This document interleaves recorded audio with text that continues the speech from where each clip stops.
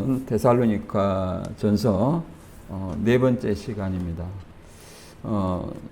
데살로니가 전서 2장 13절부터 20절 말씀을 통해서 복음을 대적한 유대인들에 대한 심판과 데살로니가 교회들을 위한 애정이라는 주제를 가지고 같이 은혜 나누는 시간 갖도록 하겠습니다. 데살로니가서는 사도 바울이 고린도에 있을 때 기록한 어떤 말씀이고요. 그 다음에 바울 서신 가운데 가장 빨리 기록했다고 하는 서신입니다. 51년경에 기록했다고 하죠. 데살로니가서는 신약에 있어요. 서신서. 살전이라고 되어 있어요. 살전. 페이지 보면 살전. 펼치시면 보겠습니다.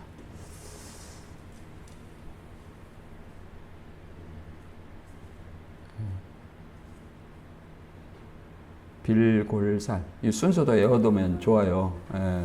빌골살 이렇게 하고 살이 데살로니가 전서후서 이렇게 있습니다.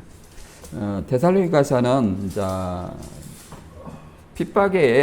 핍박에도 유대인들의 박해와 이방인들 우상 숭배하는 그들의 어떤 박해 속에서 올바른 어떤 신앙을 했다. 박해를 견디고 인내와 믿음으로 신앙을 잘했다. 이런 어떤 내용과 그 다음에 재림에 관한 올바른 어떤 견해를 얘기해주고 있는 내용입니다. 그래서 오늘 본문 말씀은 우리가 이합번에 2장 1절에서 12절 말씀에 바울 사도가 데살로니가 전도 사역 당시 바울의 어떤 사역에 대해서 회고를 기록했습니다. 자기가 전도하던 당시의 어떤 내용을 기록했고요. 그 다음에 오늘 내용은 성도들이 바울의 두 번째 감사와 복음에 대적한 유대인들에 대한 심판을 경고하고 이어 유대인들과 또 이방인들, 여기서 이방인들이라는 것은 그리스 로마 신화에 나오는 그 신들을 섬기는 그 신들, 그 우상을 섬기는 그들 이방인을 얘기합니다.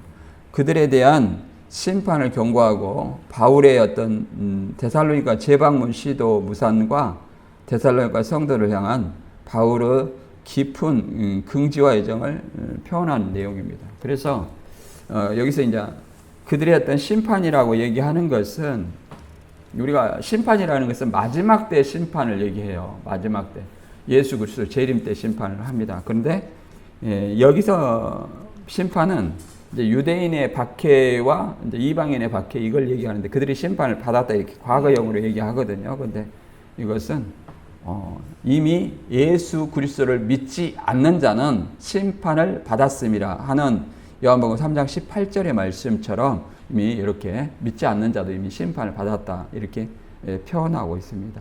그래서 이 본문 말씀을 통해서 우리가 알아보도록 하겠습니다. 데살로니가전서 2장 13절부터 20절까지 읽어보겠습니다. 시작.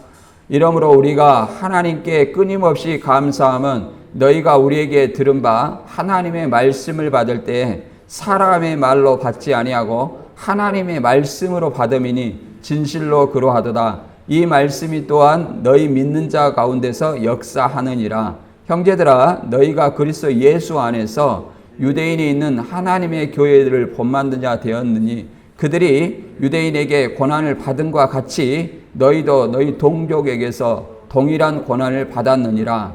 유대인은 주 예수와 선지자들을 죽이고 우리를 쫓아내고 하나님을 기쁘시게 하지 아니하고 모든 사람에게 대적이 되어 우리가 이방인에게 말하여 구원받게 함을 그들이 금하여 자기 죄를 항상 채우매 노하심이 끝까지 그들에게 임하였느니라. 형제들아 우리가 잠시 너희를 떠나는 것은 얼굴이요 마음이 아니니 너희 얼굴 보기를 열정으로 더욱 힘쓰노라. 그러므로 나 바울은 한두 번 너희에게 가고자 했으나 사단이 우리를 막았도다. 우리의 소망이나 기쁨이나 자랑의 면류관이 무엇이냐? 그가 강림하실 때에 우리 주 예수 앞에 너희가 아니냐? 너희는 우리의 영광이요 기쁨이니라. 아멘.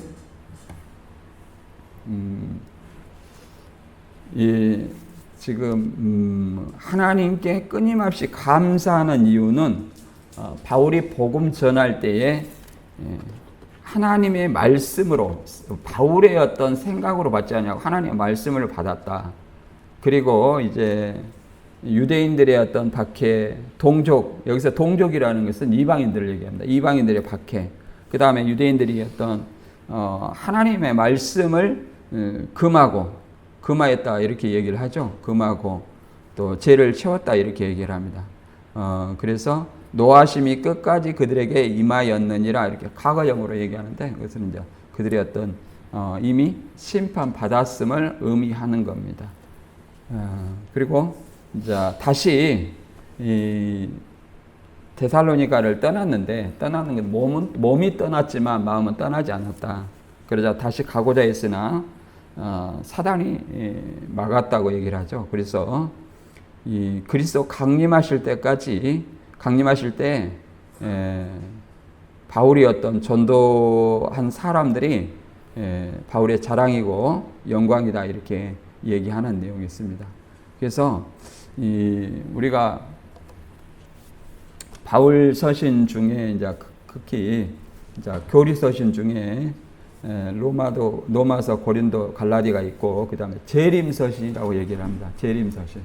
그들은 이제 이것은 데살로니가가 재림에 대한 오해를 많이 하고 있었어요. 그래서 박해 중에 잘못된 종말관으로 인해서 성도들의 생활이 문란이 됐어요. 지금 우리가 이단들이 보고 있는 특정한 어떤 날짜를 잡다 보니까 현재 생활을 거의 도외시하잖아요. 그런 것처럼 이 데살로니가 교인들도 그렇게 했습니다. 그래서 오직 했으면 바울이 그들이 경제 생활을 안 해요. 예수님이 금방 어떤 재림할 줄 알고, 물론 예수님이 오늘 올지 내일 올지 모레 올지 모릅니다. 모르지만 항상 우리는 일상생활 속에서 영적으로 항상 깨어서 주님의 강림을 소망해야 됩니다. 그런데 이 데살로니가 교인들은 금방 예수님이 재림할 걸로 믿어서 문란한 생활을 하고 또 경제 활동을 하지 않았어요. 그래서 그들에게 일하지 않는 자는 먹지 말라, 이런 말까지도 했습니다. 그러니까 일도 않고 문제만 만드는 어떤 그런 일이 있었다는 거예요. 그리고 이제 재림 전에 죽은 자들이 어떻게 되는지에 대한 어떤 염려도 많이 있었습니다. 그래서 이제 데살로니가에 대해서 휴거를 설명하면서 죽은 자들이 어떻게 다시 사라지고 오는지 이제 이것을 설명한 내용이죠. 그리고 이제 오늘 본문의 내용은 13절부터 20절까지인데, 자, 복음을 대적한 유대인들의 어떤 심판과 바울의 어떤 재방문 시도 무산에 대한 어떤 무산과 데살로니가 성도들을 향한 바울의 깊은 긍지와 애정을 설명하고 있는 내용입니다. 그래서 바울은 데살로니가 교회를 개척한 후 유대인들은 극심한 박해를 받아 이제 복음을 영접한 데살로니가 성도들을 믿음 위에 굳게 세울 겨를도 없이 이제 그것을 떠나야만 했다고 얘기를 합니다. 그래서 오늘 본문을 통해서 말씀 속에서 내 자신을 비춰보고 깨닫는 시간이 되시길 바랍니다. 살전 2장 13절부터 14절까지 읽고 같이 알아보도록 하겠습니다. 이 데살로니가전서 이제 아까도 말했지만은 말씀을 받을 때 사람의 바울의 말로 받지 않냐고 하나님의 말씀으로 받았다는 거예요. 하나님의 말씀으로. 그래서 바울이 전한 하나님의 말씀은 뭐예요? 사람에게 받은 것도 아니요, 신의 계시로 받았다. 이것이 복음이라고 얘기를 합니다. 그래서 그것에 대해서 얘기를 하고, 그 다음에 이 복음을 받은 자들이 받은 어떤 고난, 그러잖아요. 누구한테 이 복음은 꺼리끼는 것이냐면 유대인들에게. 그렇잖아요. 유대인들은 그 예수님을 하나님이라고 전하는 어떤 그리스도인에게 굉장히 거부감을 가지고 있죠. 왜? 자기들은 유일신 그 성부 하나님만 믿고 있었는데 또 다른 하나님을 얘기하고 있으니 그러잖아요. 이것은 신성모독이다 이렇게 해서 거부한 이단으로 박해했습니다. 그 다음에 또 그리스 로마 신화에 나오는 뭐 제우스, 헤르메스, 아테네 뭐 그 다음에 이런 어떤 아데미 이런 어떤 신들을 섬기고 있는 그 신들을 신전에서 형상으로 만들어 섬기고 있는 그 이방인에 대해서 얘기를 하고 있습니다. 이 데살로니가는 말 그대로 그 이방신을 유대인이 아니기 때문에 이방신을 섬기는 그들을 복음을 전해 가지고 이 데살로니가 교회를 세웠어요. 그렇기 때문에 누가 이제 박해를 하냐면 복음과 이방신은 또 서로 대적이에요. 바울은 그 이방신이 참 하나님이 아니라 오직 살아계신 복음을 믿고 살아계신 하나님만이 유일한 하나님이다 이렇게 얘기를 합니다. 그래서 그 헛된 일을 버리고 이방신을 섬기는 그것은 헛된 일이다. 우상숭배다. 헛된 일을 버리고 살아계신 하나님께 돌아오라 이렇게 얘기를 합니다. 그래서 그들에게 또한 박해를 받게 되는 일이 이제 사도행전을 보면 구체적으로 이렇게 많이 나와 있어요. 그래서 오늘 그것을 한번 알아보도록 하겠습니다. 자, 먼저 유대인의 박해를 한번 알아보면 이렇게 되어 있어요. 유대인의 박해. 그래서 예수 안에서 유대에 있는 하나님의 교회들을 본받은 자 되었으니 그들이 유대인들의 고난을 받은 것 같이 유대인의 고난을 받았죠. 또한 너희도 너희 동족은 데살로니가의 동족을 얘기하는 거예요. 동일한 고난을 받았느니라. 그래서 이방인의 박해를 얘기하는 겁니다. 먼저 유대인의 박해는 어떤 거냐? 이제 베드로와 사도들이 이제 복음을 전할 때 이걸 금하면서 다시는 그리스도를 전하지 못하겠습니다. 사도행전 4장과 5장에 보면 그래서 5장 29절에 이렇게 말합니다. 베드로와 사도들이 대답하여 가로되 사람보다 하나님을 순종하는 것이 마땅하니라. 그들의 박해에도 불구하고 뭘 전하는 거예요? 복음입니다. 그런데 이런 어떤 복음을 받아들인 데 있어서 또 잘못된 복음을 믿고 있는 사람이 있었어요. 고린도 교회 같은 경우는 고전 15장 1, 2절에 보면 고린도 교회도 누가 세웠어요? 바울이 세웠죠. 형제들아 내가 너희에게 전한 복음을 너희로 알게 하노니 이는 너희가 받은 것이요 또 그 가운데 선 것이라.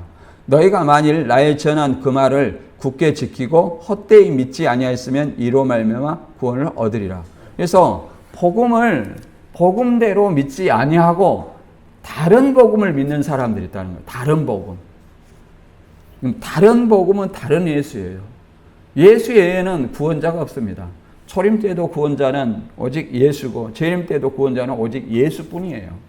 구원이라는 것은 죄를 해결해 줄 수 있는 분이 구원자예요. 죄를 해결해 줄 수 있는 분은 뭐냐? 죄 없이 태어나신 오직 예수 그리스도만이 대속의 제물이 될 수 있는 거예요. 우리 인간들은 다 죄인입니다. 모든 인간들은 죄인이에요.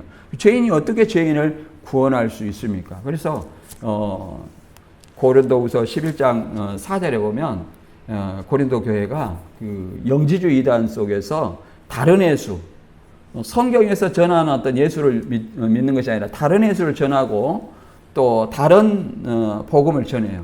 그리고 다른 복음을 믿게 되니까 다른 영을 받게 되는 겁니다. 오늘날은 뭐예요? 다른 예수들은 어느 교주들이에요. 자기들이 어떤 그리스도가 자기한테 왔다. 우리가 넷플릭스에서 나는 신이다 이걸 보면 다 우리나라 사람들이에요. 우리나라 사람들이 예수님이 꼭 자기한테 왔다 그래요. 하나님을 그걸 보면 여러분들도 한번 집에 가서 한번 보시기 바랍니다. 보면 성경에 무지하기 때문에 그렇게 믿는다는 걸 알 수 있어요. 무슨 성경에 하나님이 좀 오고 있습니다. 뭐 얼굴이 우리 당회장님처럼 보여요. 뭐 예수님도 오시고 있고요. 뭐 하나님 본 사람은 죽는다고 그랬어요. 죄인이 하나님 보면 죽습니다. 그런데 모세도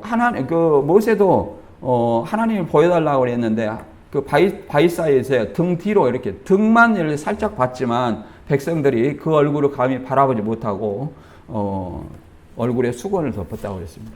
그런 것처럼 하나님의 본자는 살짝 없다고 했는데 그걸 봤다는 거예요. 그리고 그 교주를 위해서 예수님이 또 재림을 하는가요? 그런 거 아니죠. 그리고 여러 가지 대부분 교주들의 특징이 자기에게 왔으니 자기를 통해서 구원을 받아라. 이런 얘기예요. 이게 뭡니까? 성경에 무지한 거죠. 성경에. 예수님은 만져보고, 부활의 몸은 만져보고 볼 수 있고, 그러자 우리가 직접 대화할 수 있는 그런 몸으로 올라가셨어요. 그게 부활의 몸입니다. 그런 몸으로 올라가셨기 때문에 다시 오더라도 우리가 만져볼 수 있고, 그 옆구리에 창자국이나 손에 못자국이나, 그래 우리가 직접 대화하고 할 수 있는 그런 몸은 부활의 몸으로 영광 중에 다시 오신다는 걸 알아야 됩니다. 누구에게 들어가지 않아요. 그리고 교주가 서로 그들에게 예수님이 재림했다 할지라도 그런 구절도 없지만 예수의 능력을 나타내야 되는데 그들에게 예수의 능력이 나타납니까? 나타나지 않잖아요. 그래서 전부 가짜라는 것을 또 성경에 너무 무지해서 보여지는 것들을 추구하다 보니까 이제 그런 것들을 믿게 되는 줄로 압니다. 따라서 우리는 올바른 어떤 복음을 깨닫기를 바랍니다. 이제 이방인의 유대인의 박해가 이렇게 얘기를 합니다. 계시록 2장 9절에 보면 내가 환난과 궁핍을 하노니 실상은 내가 부하한 자요 자칭 유대인한 자들의 해방도 하노니 실상은 유대인이 아니요 사단의 회라 이렇게 말합니다.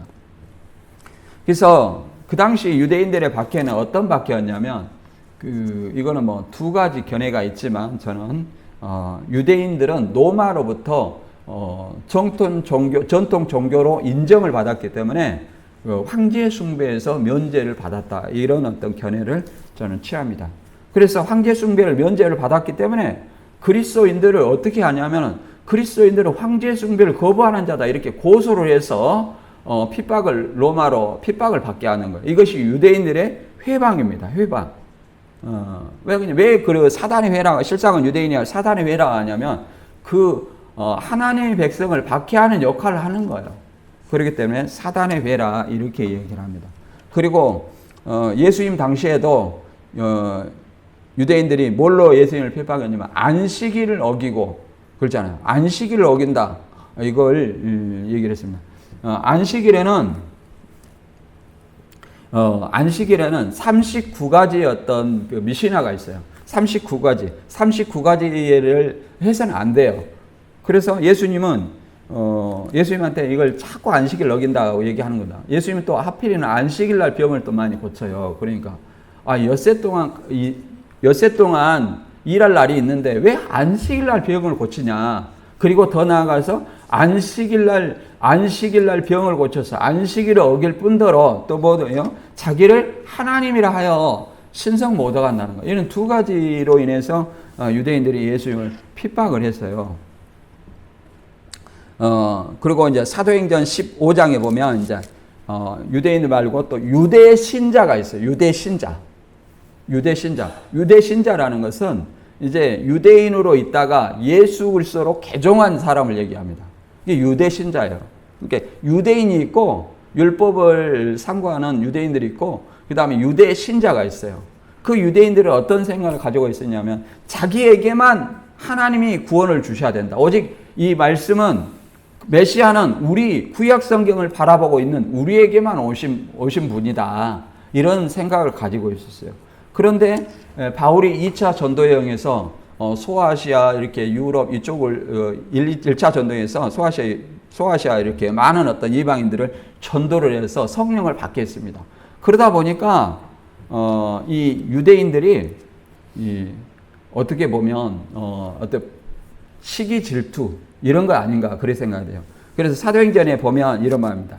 유대로부터 어떤 사람들이 내려와서 형제들을 가르치되 너희가 모세의 법대로 할례를 받지 않으면 능히 구원을 얻지 못하리라 이렇게 얘기를 합니다. 그러니까 할례를 행하고 모세의 율법을 지켜라 이렇게 얘기하는 거예요. 그리고 예수도 믿고 이렇게 얘기하는 거예요. 그래서 이거는 이제 이것을 유대주의라고 얘기합니다. 유대주의. 유대인이 있고 율법을 지키는 유대인이 있고 유대주의 이단이 있어요. 유대주의 이단들이 또 이렇게 교회 안에서 분란케 하는 유대주의 이단들이 있습니다. 여기서는 이제 말 그대로 유대인이죠. 그래서 유대인들의 어떤 박해를 행했다 이렇게 얘기합니다. 그리고 이방인의 박해가 있는데 이방인은 어떻게 말하냐면 사도행전 16장 21절 이하에 읽어보면 로마 사람이 우리가 받지도 못하고 행치도 못할 풍속을 전한다 하거늘. 그러니까 이 로마의 그리스 로마 신화에 나오는 그 신들의 우상을 섬기고 있었어요. 그랬을 때 이제 우리가 받지도 못하고 행치도 못할 풍속을 전한다 하거늘 무리가 일제히 일어나 송사하여 상관들이 옷을 찢어 벗기고 매로 치리하여 많이 춘 후에 옥에 가두고 간수에게 분부하여 든든히 지키라. 이 말은 얘기를 하고 있습니다. 이것은 어떤 사건이냐면 이제 어떤 귀신 들린 자가 점을 잘 쳐가지고 그 주인에게 굉장히 많은 이득을 가져다 줘요. 그리고 예수를 알아봐요. 구원자라는 것을. 그래서 바울과 바나바를 괴롭게 한 거로 귀신아 나오라 그러니까 이게 귀신이 그 여종에게서 나왔어요. 주인의 여종에게서 나왔어요. 그러니까 귀신이 나오니까 그 여종이 점을 못 치는 거예요. 그러니까 주인의 소득이 없어진 거예요. 점쳐가지고 이렇게 이득을 얻었는 소득이 없어졌어요. 그러니까 이 종의 주인이 이렇게 로마에 고소하는 내용입니다. 고소하는 내용이에요. 그래가지고 이렇게 가두는 내용이에요. 가두는 어떤 이런 것들이 많이 있습니다. 이런 유대인의 이방인의 박해 이런 것도 있습니다. 그래서 그때 옥에 갇힌 바울과 사도들이 뭡니까? 기도하고 찬송하면서 이렇게 하다 보니까 옥문이 열리고 해서 그들이 나왔죠. 그래서 간수를 전도하고 간수와 가족을 전도한 일을 볼 수 있습니다. 우리가 사도행전 읽어보면 굉장히 그 복음 전도의 현장을 역동적으로 느낄 수 있어요. 우리가 잘 읽지는 않지만 여러분들이 개인적으로 한번 읽어보면 사도 바울의 어떤 전도 사역이 얼마나 진짜 목숨을 걸고 하는지 실감이 나요. 실감이. 그래서 그런 일이 있었습니다. 그래서 이제 데살로니가 그리고 이제 데살로니가 재방문을 위한 바울의 복음을 대적하는 유대인들의 어떤 심판에 대해서 얘기를 하겠습니다. 데살로니가 전서 2장 15절 이하 읽어볼게요. 유대인은 주 예수와 선지자를 죽이고 우리를 쫓아내고 하나님을 기쁘시게 하지 아니하고 모든 사람에게 대적이 되어 우리가 이방인에게 말하여 구원받게 함을 그들이 금하여 자기 죄를 항상 채우매 노하심이 끝까지 그들에게 임하였느니라. 이렇게 얘기를 하고 있습니다. 그래서 유대인은 그러잖아요. 지금 유대 신자를 얘기하는 것이 아니라 유대 신자는 유대주의로 얘기합니다. 유대인은 주 예수와 선지자를 죽이고, 그러니까 예수를 죽인 사람이 누구예요? 유대인이죠. 그래서 우리를 쫓아내고 하나님을 기쁘시게 아니하고 모든 사람에게 대적이 돼요. 이방인의 구원받게 함을 금한다 이렇게 얘기를 합니다. 이 복음 바울과 바나바는 말 그대로 이방인의 복음을 활동을 했잖아요. 이방인의 사도로서. 그걸 뭘 전했냐? 사도행전 17장 3절부터 쭉 읽어보면 뜻을 풀어 그리스도가 해받고 죽은 자 가운데서 다시 살아나야 할 것을 증명하고 이르되 내가 너희에게 전하는 이 예수가 곧 그리스도로 하니 곧 죽은 자 가운데 살아나야 할 것, 이게 복음이에요. 우리도 이걸 전하는 겁니다. 우리도 예수를 믿으면 내가 예수 믿다가 죽으면 예수처럼 다시 부활한다. 그래서 영생한다. 이걸 전하는 거예요. 우리가 세상에 헛되이 살다가 갈 것이 아니라 예수를 믿으면, 죽은 자 가운데 살아나는 예수를 믿으면 우리가 죽어도 다시 예수님처럼 살아난다. 이걸 전하는 거예요. 이 예수가 그리스도라 이렇게 얘기하죠. 그 중에 어떤 사람 곧 경건한 헬라인의 큰 무리와 적지 않은 기부인이 권함을 받고 바울과 실라를 쫓으나 그러나 유대인들은 시기하여 저자의 어떤 괴악한 사람들을 데리고 때를 지어 성을 소동케 하여 야손의 집에 달려들어 저희를 백성에게 끌어내어 찾았으나 이렇게 얘기를 합니다. 야손의 집, 이 당시에는 초대교회는 가정교회예요. 가정교회. 그래서 야손의 집에서 예배를 드리고 있을 때 그들을 끌어내려고 하는 거죠. 그러니까 이방인들이 있잖아요. 여기서 헬라인의 큰 무리가 적지 아니 복음을 받아들였고 그 다음에 기부인도 바울과 신라에 전한 복음을 받아들이고 그들을 쫓았다 얘기를 합니다. 그러니까 유대인들이 시기하여 그렇죠? 시기하여 이 사람들을 또 데려다가 그 사람들을 없이 하고자 야손의 집에 달려들어 저희 백성이 끌어내려고 찾았으나 이렇게 도망갔다 이렇게 얘기를 하죠. 그 다음에 13절을 보면 데살로니가에 있는 유대인들이 바울이 하나님의 말씀을 베레아에게도 전한 줄을 알고 거기도 가서 무리를 움직여 소동케 하거늘 형제들이 곧 바울을 내어보내어 바다까지 가게 하되 실라와 디모데는 아직 거기 유하더라 이렇게 설명합니다. 그러니까 데살로니가로 이동하니까 이 유대인들이 데살로니가에 이렇게 사람을 보내가지고 무리를 이제 소동케 하고 이 복음을 전하는 바울과 이 신라를 이렇게 박해하는 모습을 보였습니다. 바울과 신라가 나오는 것은 1차 전도 여행 때는 바울과 바나바가 갔고요. 그다음에 2차 전도 여행은 이제 마가의 문제로 인해서 갈라지게 됩니다. 바나바는 마가와 가서 전도 여행을 하고 바울은 누가 전도를 해요? 신라와 이제 전도를 합니다. 이게 디모데까지 있으니까 이제 디모데를 중간에 얻었죠. 그래서 디모데까지 이렇게 전도 활동에 합류하게 됩니다. 그래서 이런 어떤 사도들은 이방인의 어떤 이 사도들은 복음을 전할 때에 굉장히 어떤 핍박받는 것을 즐거워했다는 거예요. 히브리서 11장에서는 박해받는 것을 오히려 즐거워했고 심지어 오히려 죽음을 즐겨했다 이렇게 얘기를 합니다. 왜 그러냐면 더 좋은 부활을 얻기 위해서 죽기를 마다하지 않았다. 순교하기를 마다하지 않았다 이렇게 얘기를 합니다. 오늘날 우리는 이제 그 예수님의 죽음, 부활이나 또 진짜 예수님의 능력 행함 그것을 실제로 보지 않았습니다. 그냥 말씀으로만 보고 있기 때문에 실감을 하지 못합니다. 그러나 그 초대교회 그 사도들의 역사는 능력을 그렇게 행했어요. 안진뱅이도 낫고 소경도 눈을 뜨게 하고 그런 역사가 눈앞에 이루어졌습니다. 그러니 그들이 또 잘못 예수를 전하면 어떻게 돼요? 죽음이 그들 앞에 항상 기다리고 있어요. 그리고 복음을 전하는 것, 죽은 자 가운데서 부활을 전하기 때문에 우리가 죽어도 다시 산다는 그 확실한 믿음이 있기 때문에 죽기를 두려워하지 아니하고 더 좋은 부활, 예수 그리스도 재림할 때 그 부활을 얻고자 하여서 죽음을 마다하지 않았다 이렇게 얘기합니다. 예수님도 산상수훈에서 핍박을 받는 자는 복이 있다 이렇게도 말하죠. 그 다음에 사도행전 4장 16절에 보면 이렇게 말합니다. 이 사람들이 유대인들이 또 금하게 하는 것, 말씀 금하게 하는 것을 이 사람들이 어찌할꼬 저희로 인하여 유명한 표적 나타난 것이 예루살렘에 사는 모든 사람에게 알려졌으니 우리도 부인할 수 없는지라. 그러니까 여기서 유명한 표적이라는 것은 예수 그리스도의 죽음과 부활입니다. 실제로 예수님이 살았을 때 내가 죽었다가 다시 살겠다, 3일 만에 살아나야 되겠다 이런 말을 하니까 예수님을 죽여가지고 부자 요셉의 무덤에 넣었어요.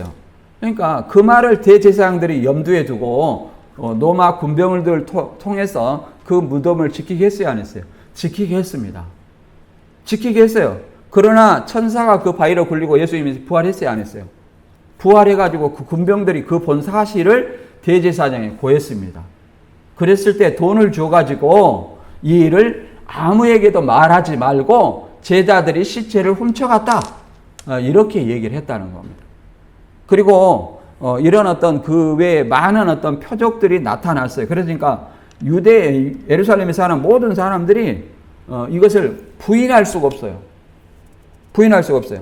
그래서 17절에 이것이 민간에 퍼지지 못하게 저희를 위협하여 이후에는 이 이름으로 아무 사람에게도 말하지 말게 하자 하고 그들을 불러 경계하여 도무지 예수의 이름으로 말하지도 말고 가르치지도 말라 하니 베드로와 요한이 대답하여 가로되 하나님 앞에서 너희 말 듣는 것이 하나님 말씀 듣는 것보다 옳은가 판단하라 그러잖아요.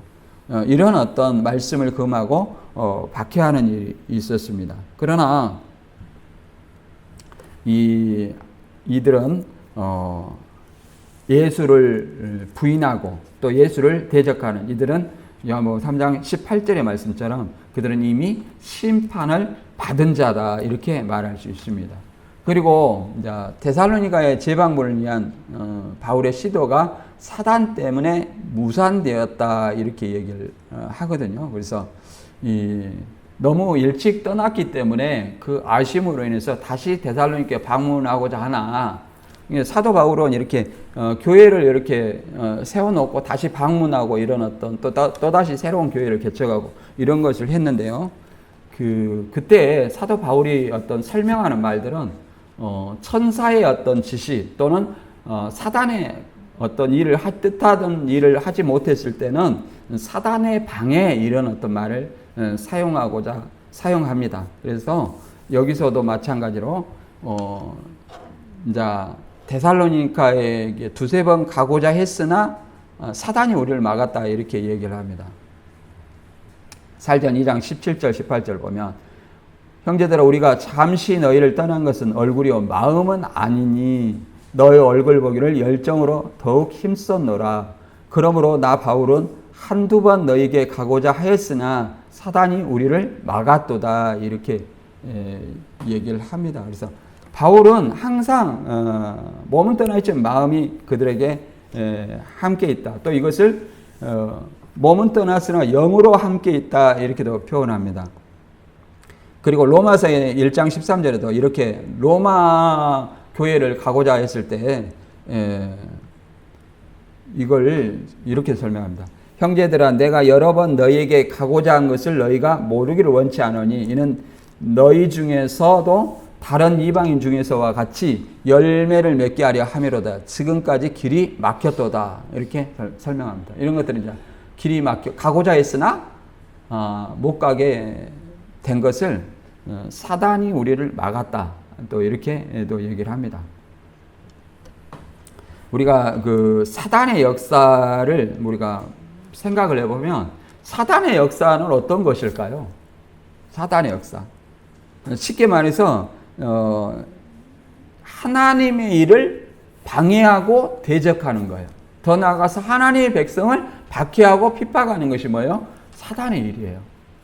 왜 그러냐면 이제 먼저 보면 마태 16장 21절부터 23절에 보면 예수님이 이제 비로소 이제 대제사장과 장로들에게 이제 많은 고난을 받고 십자가의 죽임을 당하고 3일 만에 살아나야 될 것을 제자들한테 가르칩니다. 그러니까 이제 그 중에 가장 어떤 성질이 급한 베드로가 있죠. 예수를 붙들고 가나여 가로되 주여 그리마옵소서 이 일이 결코 주에게 미치지 아니하리이다. 그러니까 지금까지 이 복음을 이렇게 따라다니면서 3년 동안 배웠지만 아직도 예수라는 그 사람을 믿는 거예요. 하나님 예수가 전하는 말씀보다 뭘 믿는 거예요? 사람을 믿는 거예요. 우리 스승님 죽으면 안 된다. 이렇게 생각하는 거예요. 우리도 그럴 때가 많을 겁니다. 머리로는 이해가 가나 마음으로 따라가지 않는. 이 바울은 이렇게 얘기하는 거예요. 그러면 우리들은 그런 것을 진짜 얼마나 나를 사랑하면 그럴까 이렇게 생각하지만 예수님은 그렇게 생각하지 않습니다. 왜 그러냐면 예수님도 우리 하나님이시지만 인간의 우리와 똑같은 성정을 가진 사람이라고 그랬어요. 똑같은 성정을 가진 사람이라 했어요. 그런데 이제 자기의 유언을 얘기하는 거잖아요. 내가 내일 모레 죽을란다. 내 자유로 죽는 것이 아니라 죽어야 한다는 거예요. 죽어야. 많은 사람에게 십자가에 달려서 죽어야 된다. 이걸 얘기를 하는 거예요. 그것이 쉽겠냐 이 말이에요. 본인이 알고 있어요. 예, 그래서 예수님은 이렇게 말하잖아요. 주여 할 수만 있으면 이 잔을 내게서 옮겨 주시옵소서. 그러나 나의 원대로 마시고 아버지의 뜻대로 되기를 원하나이다. 이렇게 말했습니다. 그러니까 본인은 예수님은 십자가에 달리기를 원하지 않았지만 아버지의 뜻이 예수님을 보내신 목적이 뭐예요? 십자가에 우리의 죄를 위해서 대속하실 그 사역이단 말이에요. 그래서 예수님은 뭐라고 말합니까? 23절에 예수께서 돌이키시며 베드로에게 이르시되 사단아 내 뒤로 물러가라. 너는 나를 넘어지게 하는 자로다. 내가 하나님의 일을 생각지 아니하고 도리어 사람의 일을 생각하는도다. 그러잖아요. 넘어지게 해요. 자기도 지금 십자가 지기가 힘들어서 기도했잖아요. 겟세마네 동산에서 기도를 했잖아요. 그런데 지금 너무 힘든데 그렇게 되면 안 된다고 얘기를 하는 거예요. 붙들은 거예요. 그러니까 넘어지게 한다. 네가 누구다? 하나님의 길을 방해하는 너희가 누구다? 사단이라 이렇게 얘기합니다. 또 그것은 사람의 일을 생각하는 것이지 하나님의 일을 생각하는 거 아니다 이렇게 얘기를 합니다. 또 우리가 말씀을 들을 때 네 가지 밭을 얘기를 합니다. 네 가지 밭을. 여기서 이제 씨 뿌리는 비유가 나오는데, 신천지나 이단들이 씨 뿌리는 비유를 많이 얘기하고자 합니다만, 거기서 말하는 어떤 그런 의미가 아닙니다. 예수님의 천국 말씀을 듣는 사람 중에 이 네 가지 밭이 나온다는 거예요. 길가와 돌밭과 가시밭과 좋은 땅. 좋은 땅만 뭐예요? 말씀을 듣고 30배, 60배, 90, 100배의 결실을 하는 자니라. 이걸 좋은 땅에 있다는 것은 착하고 좋은 마음으로 말씀을 듣고 지키어 인내로 결실하는지라. 인내가 필요하다는 이렇게 얘기합니다. 그러나 길가는 뭐예요?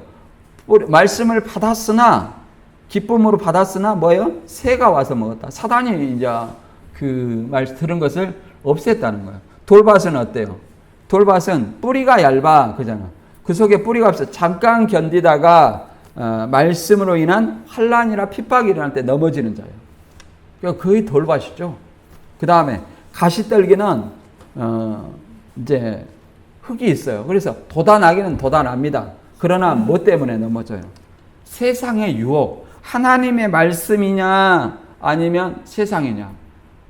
아나니아 삽비라처럼 그러잖아요. 혹시 하나님의 말씀이 안 이루어질 줄 몰라. 그래서 내가 좀 숨겨놔야 되겠다. 그래서 두 가지 마음을 먹었죠.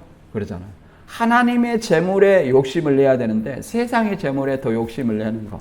이게 뭐예요? 가시떨기라고 얘기를 하는 겁니다. 과연 우리는 어떤 마음밭입니까? 다 좋은 땅이 돼야 되겠죠. 그 다음에 데살로니가 성도들이 이제 바울의 성도들에 대한 바울의 애정을 살펴보면 2장 19절부터 우리의 소망이나 기쁨이나 자랑의 면류관이 무엇이냐? 그가 강림하실 때 우리 주 예수 앞에 너희가 아나니 너희는 우리의 영광이요 기쁨이니라. 우리가 신앙하는 이유는 다 그리스도의 재림의 소망이 있어요. 현재를 잘 살기 위해서 신앙하는 건 아니에요. 어떤 사람들은 복음을 누리라. 예수를 믿으면 잘 산다. 예수를 믿으면 떼돈 번다. 이렇게 하는데 성경에 물론 의식주는 필요합니다. 의식주는 필요해요. 그래서 물론 필요하니까 너희는 이렇게 필요하지만 다만 우선순위가 있다는 거예요. 마태복음에 너희는 그의 나라와 그의 의를 구하라. 그래야면 이 모든 것, 이방인들이 구하는 것, 먹을 거, 입을 거, 이걸 더해 주시겠다 이렇게 말하는 거예요. 이 우선순위가 있어요. 그리고 하나님의 재물에 대해서 부요치 아니한 자, 그렇잖아요. 세상 재물에만 부요한 사람은 결국은 어리석은 부자에 비유해서 어리석은 자여. 내 예비한 것이 오늘 밤에 예비한 재물이 오늘 밤에 내 영혼을 주님께서 찾으시면 지금까지 예비한 것이 누구 것이 되겠느냐 이렇게 설명하는 겁니다. 그래서 우리의 어떤 소망은 어디에 있어요? 재림에 있습니다. 죽어서 천국 가는 것이 아니에요.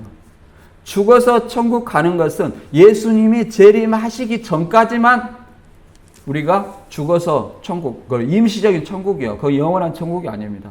이단들은 뭐 육체형생 이렇게 얘기하는 것은 그들에게 예수님이 재림했다고 믿기 때문에 그렇게 생각을 하는 거예요. 그래서 우리는 재림 때에 그러잖아요. 각각 행위대로 심판을 받습니다. 행위대로. 그래서 고우 5장 10절에 보면 우리는 다 반드시 그리스도의 심판대 앞에 드러나 각각 선악간에 그 몸으로 행한 것을 따라 받으려 함이라. 선악간에 심판대 앞에 서서 이렇게 받는다는 겁니다. 베드로전서 4장 17절에는 하나님의 집에서 심판을 먼저 시작한다. 이런 말도 있습니다. 그래서 디모데후서 4장 7절에는 이제 바울이 그 옥중에서 죽음을 앞두고 쓰는 마지막 편지인데 유언이죠. 이런 말이 있습니다. 내가 선한 싸움을 싸우고 나의 달려갈 길을 마치고 믿음을 지켰으니 그렇잖아요. 우리가 믿음이라는 것은 처음 시작할 때 끝까지 지켜야 돼요. 언제까지? 내가 예수 그리스도 올 때까지, 내가 죽을 때까지 그 믿음을 끝까지 지킨 자만이 그리스도 가지가 포도나무에 붙어 있어야 열매를 맺습니다. 그리스도 안에 하나 돼야만이 우리가 열매를 맺어요. 그리스도 안에 그리스도의 몸은 뭡니까? 그리스도의 몸된 교회라고 말합니다.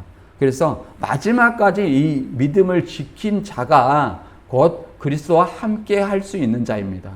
그래서 믿음을 지켰으니 이제 후로는 나를 위하여 의의 면류관 예비되었으므로 주곧 의로우신 재판장이 그날에 내게 주실 것이니 내게만 아니라 주의 나타나심을 사모하는 모든 자에게니라.